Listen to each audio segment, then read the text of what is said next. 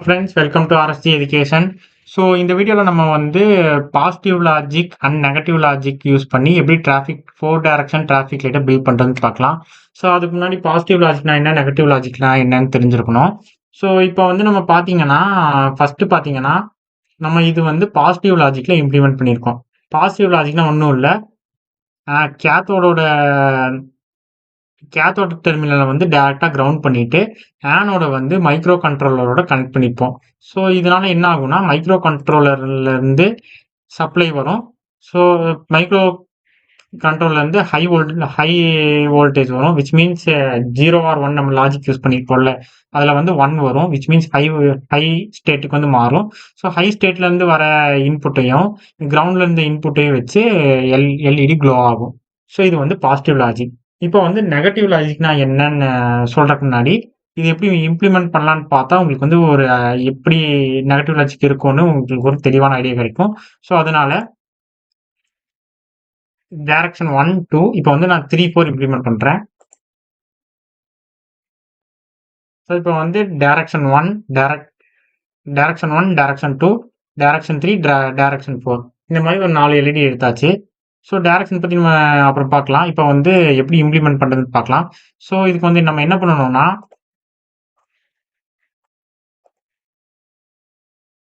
இந்த மாதிரி டெர்மினல் மோட்ல போயிட்டு பவர் கிளிக் பண்ணிக்கோங்க. ஸோ பவர் பவர் இங்கே பேஸ்ட் பண்ணி இங்கே மேலே பேஸ்ட் பண்ணிடலாம்.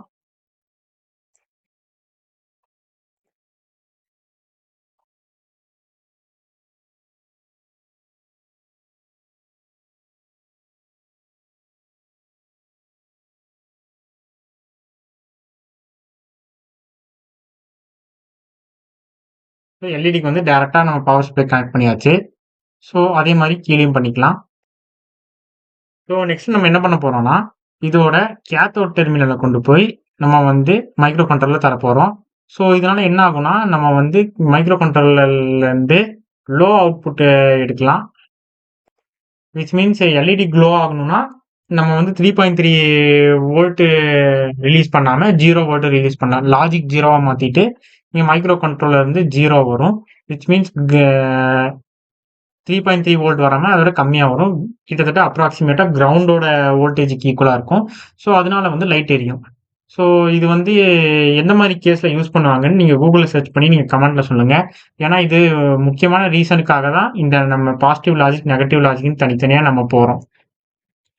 ஸோ நீங்க ரீசன் கமெண்ட் பண்ணுங்க.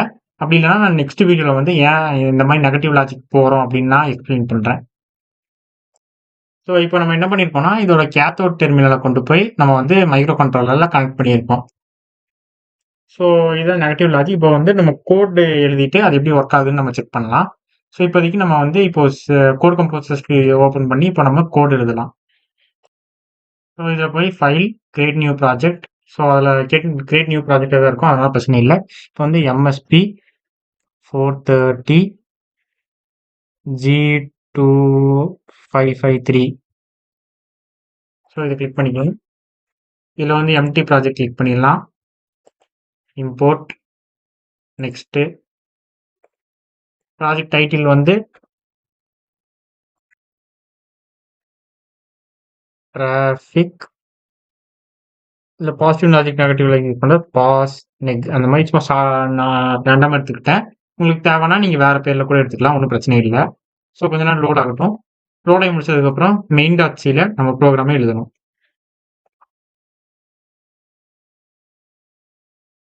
ஸோ இப்போ வந்து ஹேஸ் இன்க்ளூட் stdio.h எழுதியா hash include MSP 430.h.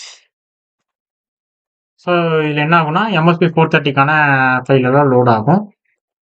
So next நம்ம கோட் எழுத போகிறோம். ஃபர்ஸ்ட் கோட் எழுதுறதுக்கு நம்ம ரெக்குவயர்மெண்ட் என்னன்னு தெரியணும்.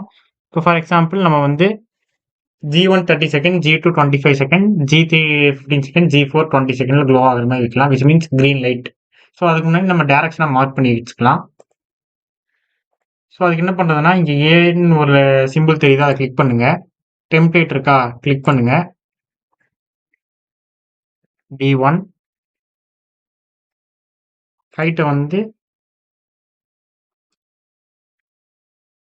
1 இன்ச் வச்சுக்கலாம். ஓகே, D1 இருக்கு. ஸோ அதே மாரி இங்க D2.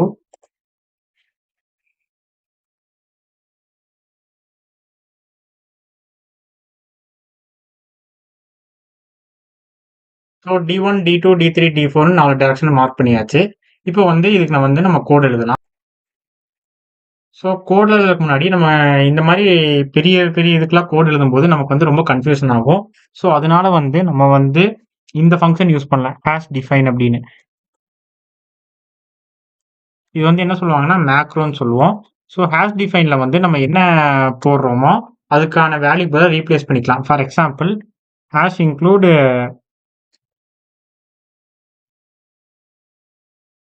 இன்ட்ன்னு தந்து இங்க INT அப்படின்னு தந்தா இன்டீஜருக்கு பதிலா நம்ம INTன்னு யூஸ் பண்ணிக்கலாம். அப்படி இல்லைன்னா இன்டீஜருக்கு பதிலா ஐன்னு தந்தா நம்ம இன்டீஜர்ன்னு போடாம ஐன்னு போட்டு நம்ம ப்ரோக்ராம் எழுதினாலும் கரெக்டாக ரன் ஆகும். ஸோ இது என்ன பண்ணும்னா ஒரு வேல்யூக்கு பதிலாக இன்னொரு வேல்யூ ரீப்ளேஸ் பண்ண யூஸ் ஆகுது. ஸோ இது வந்து நீங்க சி ப்ரோக்ராமிங்ல ரொம்ப டீப்பா படிப்பீங்க. அப்படி இல்லை உங்களுக்கு இதை பத்தி இன்னும் கிளியரா வேணும்னு நீங்க சொல்லுங்க, நான் எக்ஸ்பிளைன் பண்றேன். இப்போதைக்கு ஹேஷ் டிஃபைன் என்ன பண்றோம்னா 30 செகண்ட்ஸை 30 ஸோ இது போறதுக்கு முன்னாடி இன்னொரு கான்செப்ட் உங்களுக்கு தெரியணும். விச் மீன்ஸ் ஒரு கிளாக்ல 1 மெகா ஹெட்ஸ் அப்படின்னா கிளாக்கோட ஃப்ரீக்வன்சி 1 மெகா ஹெட்ஸா இருந்துச்சுன்னா அதை வந்து நம்ம 1 செகண்டுக்கு கன்வெர்ட் பண்றதுக்கு என்ன பண்ணுவோம்னா 1 இன்டூ 1,000,000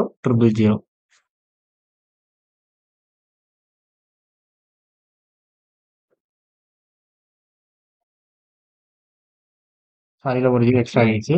ஸோ இதெல்லாம் மல்டிபிள் பண்ணா நமக்கு ஒரு செகண்ட்ஸ் கிடைக்கும். ஸோ இது ஏன் நான் சொல்றேன் அப்படின்னு நான் கடைசியா நான் உங்களுக்கு இந்த போட உங்களுக்கு இந்த கோட் போட உங்களுக்கு தெரியும். ஸோ இப்போதைக்கு நம்ம என்ன பண்றோம்னா செகண்ட்ஸா அந்த ஃப்ரீக்வன்சி வந்து நம்ம செகண்ட்ஸா கன்வெர்ட் பண்றோம். ஸோ அதுக்கு வந்து என்ன பண்றோம்னா ஹேஷ் டிஃபைன்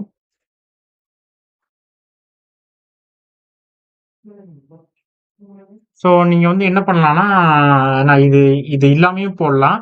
இது இருந்து போட்டா என்ன யூஸ் அப்படின்னு நான் வந்து உங்களுக்கு கோட் ஃபுல்லா எழுதுனதுக்கு அப்புறம் நான் சொல்றேன். அப்பதான் உங்களுக்கு வந்து தெளிவா புரியும். இப்போ ஃபர்ஸ்ட் கோட் மட்டும் எழுதுறேன். Hash define SCEC seconds. இப்போ ஃபர்ஸ்ட் செகண்ட் வந்து 30 செகண்டா 30. இதுக்கு வந்து என்ன பண்ணலாம்னா 30 எத்தனை ஜீரோ இருக்கு? 3 ஜீரோ. 1 2 3 திரும்ப 1 2 3. ஸோ இதுக்கு பின்னாடி வந்து UL அப்படின்னு சேர்த்துருங்க. ULலாம் ஒன்றும் இல்லை, அன்சைன்டு லாங் அப்படின்னு நம்ம சொல்லுவோம். ஏன்னா லார்ஜ் வேல்யூ ரிப்ரசென்ட் பண்றதுக்கு அன்சைன்டு லாங் தான் நம்ம யூஸ் பண்ணுவோம் பொதுவா. ஸோ நம்ம இன்னும் கொஞ்சம் சிம்பிளா வேணா எழுதிக்கலாம். S13 எழுதிக்கலாம். ஸோ இதுவே காப்பி பண்ணி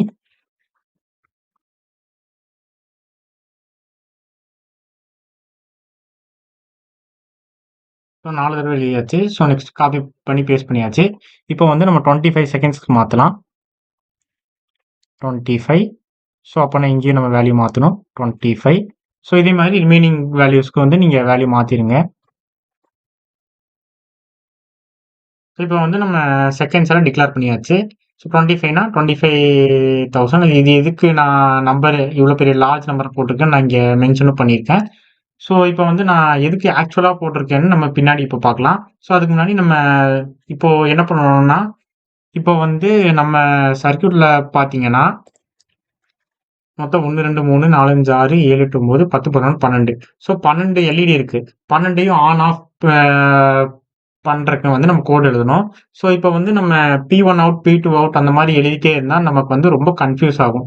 ஏன்னா எது P1 எது P2 நம்ம கன்ஃபியூஸ் ஆயிடும். ஸோ அதனால நம்ம வந்து முன்னாடியே இந்த பின்னெல்லாம் நமக்கு புரியுற மாதிரி டிஃபைன் பண்ணி வச்சுக்கலாம். ஸோ அது எப்படி டிஃபைன் பண்றதுன்னு இப்போ பார்க்கலாம். ஸோ இப்போ நம்ம என்ன பண்றோம்னா இப்போ வந்து இந்த வேரியபிள் நீங்க என்ன நேம் வேணா தந்துக்கலாம். ஆனா எந்த நேம் தரீங்களோ அந்த நேம் தான் கடைசி வரைக்கும் யூஸ் பண்ணி ஆகணும். ஸோ அதனால நான் வந்து ஷார்ட் ஃபார்மா எனக்கு புரியணுங்கிறதுக்காக Gனா கிரீனு, 1னா ஃபார் டைரக்ஷன் 1, Oனா ஆன்னு வச்சிருக்கேன்.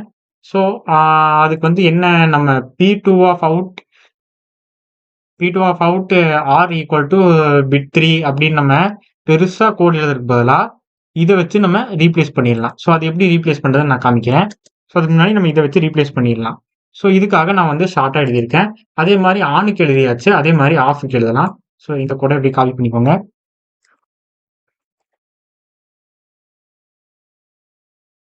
ஆஃப்னா என்ன பண்ணணும்? போன வீடியோல சொல்லியிருக்கேன், அண்டு போட்டு இங்க காம்ப்ளிமெண்ட்.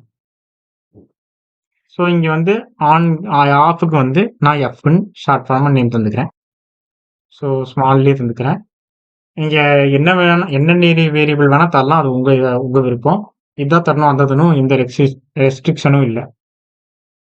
ஸோ இந்த மாதிரி நான் டைரக்ஷன் 1க்கு கிரீன், எல்லோ, ரெட் ஆனுக்கு ஒரு condition, off condition, on condition, off condition தந்திருக்கேன். ஸோ இப்போ ஆன் ஆஃப் கண்டிஷன் டைரக்ஷன் 1க்கு முடிஞ்சிருச்சு. ஸோ இதே மாதிரி டைரக்ஷன் 2, 3, 4க்கு நம்ம போடலாம். ஸோ இந்த வீடியோ லென்த்தியாக போகுங்கிறதுக்காக நான் காப்பி பண்ணி இதுவே பேஸ்ட் பண்ணி நான் அட்ஜஸ்ட் பண்ணிக்கிறேன். ஸோ வீடியோ போஸ்ட் பண்ணி நான் பண்ணிக்கிறேன். ஸோ உங்களுக்கு ஏதாவது டவுட் இருக்கு, இது இல்லை நீங்கள் வந்து தெளிவாக சொல்லுங்க அப்படின்னு சொன்னீங்கன்னா நான் அதையும் சொல்கிறேன். ஸோ இப்போ 4 டைரக்ஷனுக்கும் டிஃபைன் பண்ணியாச்சு. ஸோ நெக்ஸ்ட் வந்து லாஜிக்கை இம்ப்ளிமெண்ட் பண்ண ஆரம்பிக்கலாம். So void main void. So எந்த ஃபங்க்ஷன் நம்ம ரிட்டர்ன் பண்ண போறது இல்லை, அதனால void main void போட்டுக்கலாம். நெக்ஸ்ட் வந்து watch dot timer ஆஃப் பண்ணிக்கலாம்.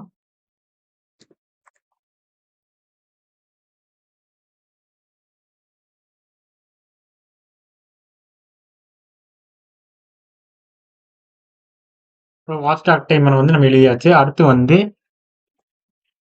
GPIO பின்ஸ்க்கு வந்து நம்ம டைரக்ஷன் கொடுக்கணும். என்னதுன்னா இப்போ வந்து டைரக்ஷன் ப்ரொவைட் பண்ணணும். இன்புட்டா அவுட்புட்டா நம்ம ப்ரொவைட் பண்ணுவோம். ஸோ இப்போ நம்ம எல்லாமே அவுட்புட்டாக தான் நம்ம டிக்ளேர் பண்ண போகிறோம். ஏன்னா இன்புட் எதுவுமே வாங்க போகிறதில்ல, எல்லாமே ஹையோ ஆர் லோ அவுட்புட்டாக தான் தரப்போகுது. ஸோ அதுக்கு வந்து P1ஐயும் P2ஐயும் டிக்ளேர் பண்ணிக்கலாம். ஸோ P1ல என்னென்ன பிட்டுன்னு, P2 என்னென்ன பிட்டுன்னு நம்ம பார்க்கலாம். ஸோ P1ல பார்த்தீங்கன்னா ஸோ இப்போ வந்து P1ஐயும் P2ல இருக்கிற நான் 5 bit, which means bit 0, bit 1, bit 2, bit 3, bit 4, bit 5 use பண்ணியிருக்கோம். ஸோ ரெண்டுத்துலேயும். ஸோ அதை வந்து டிக்ளேர் பண்ணியாச்சு. இப்போ வந்து எது வந்து நம்ம ஹையா தரணும், எது வந்து லோவா தரணும், விச் மீன்ஸ் ரெண்டையும் ஸ்டார்டிங்ல வந்து ஆஃப் பண்ணி வைக்கணும். ஸோ ஸ்டார்டிங்ல ஆஃப் பண்ணணும்னா என்ன பண்ணணும் அப்படின்னு பார்த்தீங்கன்னா, ஃபர்ஸ்ட் பாசிட்டிவ் லாஜிக் பிரச்சனை இல்லை, நம்ம வந்து 0 வோல்ட் தந்தாலே போதும், ஆஃப் ஆயிரும். ஏன்னா பாசிட்டிவ் பாசிட்டிவ் வோல்ட் லாஜிக்ல வந்து கேத்தோடுக்கு வந்து கிரவுண்டு போகுது, ஆனோடுக்கு வந்து டிஃபால்ட்டா மைக்ரோ கண்ட்ரோலர் இருந்தா போகுது. ஸோ அதனால பிரச்சனை இல்லை. ஸோ இது வந்து நெகட்டிவ் லாஜிக்ல பார்த்தீங்கன்னா டிஃபால்ட்டா நமக்கு வந்து பவர் சப்ளை வந்து ஆனோடுக்கு போகுது. ஆனால் கேத்தோடோட டெர்மினல் வந்து மைக்ரோ கண்ட்ரோலரோட கனெக்ட் ஆயிருக்கு. ஸோ அப்போனா எந்த வித அவுட்புட்டும் வராது. அதனால இப்போ வந்து கேத்தோடு வந்து கிரவுண்ட் பொட்டன்ஷியலுக்கு கிட்டத்தட்ட ஈக்குவலா இருக்கும். ஸோ பாசிட்டிவ் சப்ளை அங்கிருந்து வருது, கிரவுண்ட் பொட்டன்ஷியலுக்கு ஈக்குவலா இருக்கும். அப்போனா எல்இடி எப்பவுமே ஆனா இருக்கும். ஸோ நெகட்டிவ் லாஜிக் என்ன பண்ணணும்னா ஸ்டார்டிங்ல என்ன பண்ணணும்னா மைக்ரோ கண்ட்ரோலர்ல இருந்து பவர் வர வைக்கணும். பவர் வந்தா மட்டும்தான் அதுலயும் சப்ளை வரும், மைக்ரோ கண்ட்ரோலர்ல இருந்து சப்ளை வரும். நெகட்டிவ் பொட்டன்ஷியலே நம்மளால பார்க்க முடியாது. ஸோ நெகட்டிவ் பொட்டன்ஷியல் இல்லாததுனால, விச் மீன்ஸ் கிரவுண்ட் பொட்டன்ஷியல் இல்லாததுனால இந்த எல்இடி வந்து க்ளோ ஆகாது. ஸோ அதனால நம்ம என்ன பண்றோம்னா, நெகட்டிவ் லாஜிக் பொறுத்த அளவுக்கு நம்ம என்ன பண்றோம்னா, மைக்ரோ கண்ட்ரோலர்ல இருந்து ஹை வோல்டேஜ் வர மாதிரி செட் பண்றோம். ஸோ இதுவே பாசிட்டிவ் லாஜிக்ல அது பிரச்சனையே இல்லை, ஏன்னா ஆல்ரெடி கிரவுண்ட்ல கனெக்ட் ஆயிருக்கு. ஸோ இங்கிருந்து வரதும் கிட்டத்தட்ட கிரவுண்ட் வோல்டேஜ் ஈக்குவலாக தான் இருக்கும். ஸோ வோல்டேஜே க்ளோ ஆகாது, அதனால லைட் வந்து க்ளோ ஆகாது. ஸோ இது உங்களுக்கு புரிஞ்சிருக்கும்னு நினைக்கிறேன். ஸோ இப்போ வந்து அதுக்கான கோடை நம்ம எழுதலாம். ஸோ ஆன் பண்றதுக்கு எப்படி, ஆஃப் பண்றதுக்கு எப்படின்னு நான் போன வீடியோலயே நான் உங்களுக்கு வந்து கோட் சொல்லியிருப்பேன். ஸோ அது பார்க்காதவங்க அதை பார்த்துட்டு வந்துருங்க. ஸோ இந்த வீடியோ ரொம்ப லென்த்தா இருக்குங்கிறதுனால அதை நான் ஸ்கிப் பண்ணிட்டு நான் ஷார்ட்டா எழுதிட்டு அதுக்கப்புறம் இது பண்ணிக்கிறேன். விச் மீன்ஸ் எழுதிட்டு அதுக்கப்புறம் உங்களுக்கு வந்து டிஸ்பிளே. இந்த கோட்ல பார்த்தீங்கன்னா பாசிட்டிவ் லாஜிக்கை ஆஃப் பண்ணுறதுக்கு வந்து அன்டூ பிட்வைஸும் யூஸ் பண்ணியிருக்கோம். ஸோ எப்படி ஆஃப் பண்ணுறதுன்னு நான் ப்ரீவியஸ் வீடியோவில் சொல்லியிருப்பேன். ஸோ வந்து நெகட்டிவ் லாஜிக் பொறுத்தளவுக்கு நம்ம வந்து மைக்ரோ கண்ட்ரோலரை ஆன் பண்ணால் அங்கேருந்து சப்ளை வரும். பவர் சப்ளை ஏற்கனவே விசிசிலேருந்து சப்ளை வரும். ஸோ கிரவுண்டே இருக்காது, அதனால லைட் க்ளோ ஆகாது. ஸோ அதனால மைக்ரோ கண்ட்ரோலர் ஆன் பண்ணுறதுக்காக இந்த கோட் எழுதியிருக்கேன். நெக்ஸ்ட் வந்து இப்போ வந்து ஆக்சுவல் கூட எழுதலாம், எப்படி பிளிங்க் பண்ண வைக்கிறது அப்படின்னு. இந்த மாதிரி நான் எழுதியிருக்கேன். வைல் லூப்ல G1 on, R1 off, R2 on. ஏன்னா ஃபுல்லா G1 ஒரு சைடு ஆனா இருந்தா மீதி 3 டைரக்ஷன்லயும் R1 வந்து ஆனா இருக்கணும். ஸோ 2ல ஆனா இருக்கு, 3லயும் ஆனா இருக்கு, 4லயும் ஆனா இருக்கு. R1 வந்து ஆஃபா இருக்கு. ஏன்னா கிரீன் எரியுது, மீதி 3 டைரக்ஷன்ல தான் ரெட் எரியணும். மீதி எல்லா டைரக்ஷன்லயும் மீதி லைட்ல ஆஃப் இருக்கணும். ஸோ அதுக்கான கோடை நான் இங்கே எழுதியிருக்கேன். ஸோ இதனால இப்போ வந்து நீங்க இந்த மாதிரி டிஃபைன் எழுதலைன்னா இந்த என்டையரையும் நீங்க ஃபர்ஸ்ட்ல இருந்து எழுதணும். திரும்ப 1, 2னா பரவாயில்ல. இதுவே நிறைய லைன் போச்சுன்னா உங்களுக்கு வந்து ரொம்ப கன்ஃபியூஸ் ஆகும். டீபக் பண்றதுக்கு ரொம்ப டிஃபிகல்ட்டா இருக்கும். ஸோ எந்த லைன்ல எரர் இருக்குன்னு உங்களால கண்டுபிடிக்கிறது ரொம்ப கஷ்டமா இருக்கும். ஸோ அந்த மாதிரி கேஸ்னால தான் நான் இது யூஸ் பண்ணியிருக்கேன். அடுத்து வந்து டிலே சைக்கிள்ஸ் யூஸ் பண்ணலாம். ஸோ டிலே சைக்கிள்ஸ்னா என்னதுன்னா, இப்போ வந்து ஒரு ஃப்ரீக்வென்சி, ஒரு கிளாக் ஃப்ரீக்வென்சிலேருந்து ஒரு கிளாக் சைக்கிள்ஸ் போயிட்டே இருக்கும். ஸோ அந்த கிளாக் சைக்கிள்ஸ் வந்து இப்போ நம்ம ஃபார் லூப் யூஸ் பண்றதுக்கும் இதுக்கும் என்ன வித்தியாசம்னா, இப்போ ஃபார் லூப்ல வந்து அது வந்து ஒரு கம்பைலரும் இந்த ஹார்ட்வேர் டிபெண்டன்ட். இப்போ வந்து லெஸ் தென் 5000 அப்படின்னா அது டிலே குறிப்பிட்ட டைம் வரைக்கும் அந்த லூப் ரன் ஆகும். ஸோ அந்த டைமிங் கால்குலேஷன் எல்லாம் கம்பைலர் டிபெண்டன்ட்.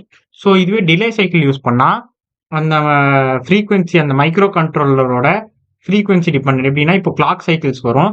இப்போ நம்ம டிலே சைக்கிள்ஸ் 3000 அப்படின்னா 3000 மெகா ஹெட்ஸ் கிளாக் சைக்கிள் வந்து கொஞ்ச நேரத்துக்கு எதுவுமே பண்ணாம கொஞ்ச நேரம் ஸ்டாப் ஆகிருக்கும்.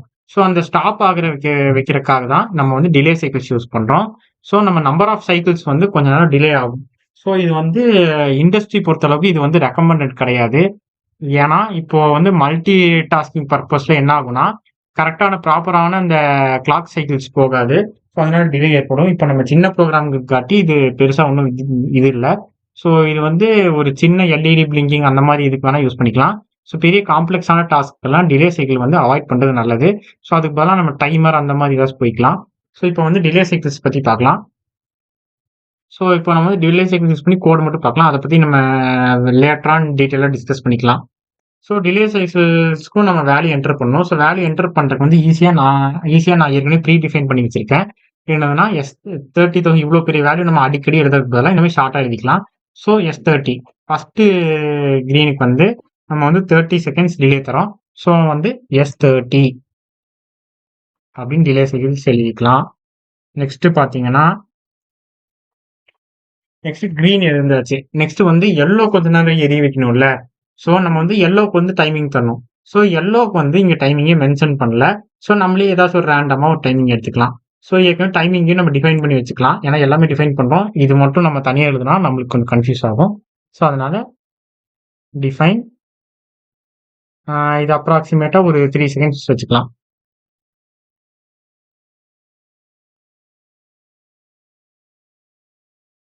ஸோ எல்லோ வந்து ஒரு 3 செகண்ட்ஸ் வச்சுக்கலாம். இப்போ நெக்ஸ்ட் என்ன பண்ண போறோம்னா கிரீன் 1 ஆஃப் பண்ண போறோம். நெக்ஸ்ட் எல்லோவை க்ளோ பண்ண போறோம். Yellow 1 on. அவ்வளவுதான். நெக்ஸ்ட் நீங்க மீதி எல்லாம் ரிமைனிங் தரணும் அவசியம் இல்லை. மீதி திரும்ப R1 R2 on, R3 on அந்த மாதிரி தரணும் அவசியம் இல்லை. ஏற்கனவே அது ஆன்ல தான் இருக்கு. நம்ம அடுத்த கமெண்ட் தர வரைக்கும் அது அப்படியே ஆன்ல தான் இருக்கும். ஸோ அதனால நமக்கு எந்த பிரச்சனையும் இல்லை. ஸோ அடுத்து வந்து நெக்ஸ்ட் திரும்ப ஒரு டிலே சைக்கிள்ஸ். ஸோ இந்த மாதிரி ஒரு லாஜிக் வச்சு நான் எழுதுறேன். நீங்க புரியலன்னா நீங்க கேளுங்க கமெண்ட் பாக்ஸ்ல. நான் வந்து ஷார்ட்டா நான் எழுதிக்கிறேன். ஏன்னா லாஜிக் வந்து உங்களுக்கே தெரியும். ஃபர்ஸ்ட் கிரீன், எல்லோ, ரெட் அந்த மாதிரி எரியணும். கிரீன் ஒரு சைடு எரிஞ்சா மீதி எல்லா சைடும் ரெட் எரியணும். எல்லோ எரிஞ்சாலும் மீதி எல்லா சைடும் ரெட் எரியணும். ஸோ ரெட் எரிஞ்சா மட்டும்தான் வேற ஒரு பக்கம் கிரீன் எரியணும். ஸோ அந்த லாஜிக் உங்களுக்கே தெரியும்னு நினைக்கிறேன். ஸோ அதுக்காக நான் கோட் மட்டும் எழுதிட்டு சிமுலேட் மட்டும் டைரக்டா போய்க்கலாம்.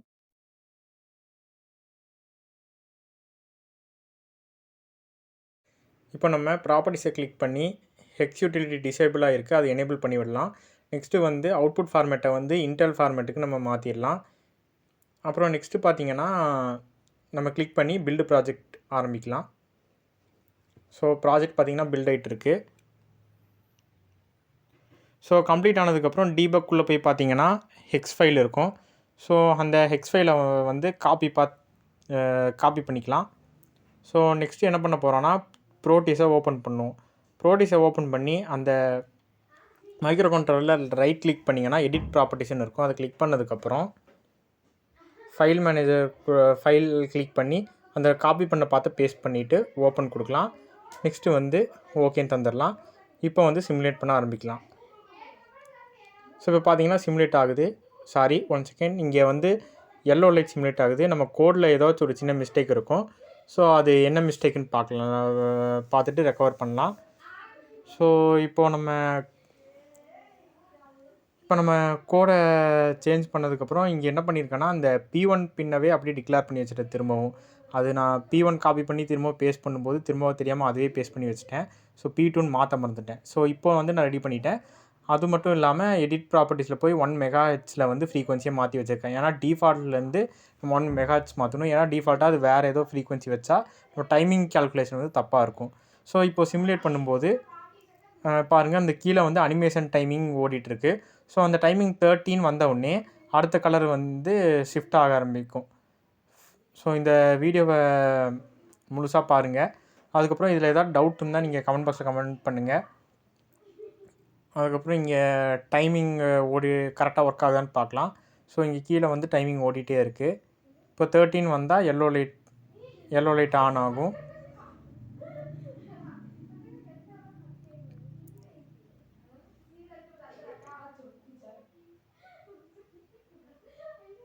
ஸோ பார்த்தீங்கன்னா எல்லோ லைட் வந்து ஆன் ஆகுது. ஸோ இதே மாதிரி கண்டினியூஸாக எல்லா ப்ராசஸும் நடந்துகிட்டே இருக்கும். ஸோ உங்களுக்கு ஏதாச்சும் ஒரு டவுட் இருந்தால் நீங்கள் கமெண்ட் பாக்ஸில் கமெண்ட் பண்ணுங்கள். அதுக்கப்புறம் இதில் வந்து ஃபார் லூப்பை நீங்கள் யூஸ் பண்ணிங்கன்னா உங்களுக்கு வந்து டைமிங் கேல்குலேஷன் அவ்வளோ அக்யூரேட்டாக வராது. ஏன்னா ஃபார் லூப்பில் வந்து கம்பைலர் டிபெண்டன்ட். ஏன்னா கம்பைலர் வந்து டைமிங் வந்து அதுவே ரியலைஸ் பண்ணிக்கும். இதுவே டிலே சைக்கிள்ஸ் யூஸ் பண்ணிங்கன்னா டைமிங் வந்து கரெக்டாக இருக்கும். தேங்க்யூ.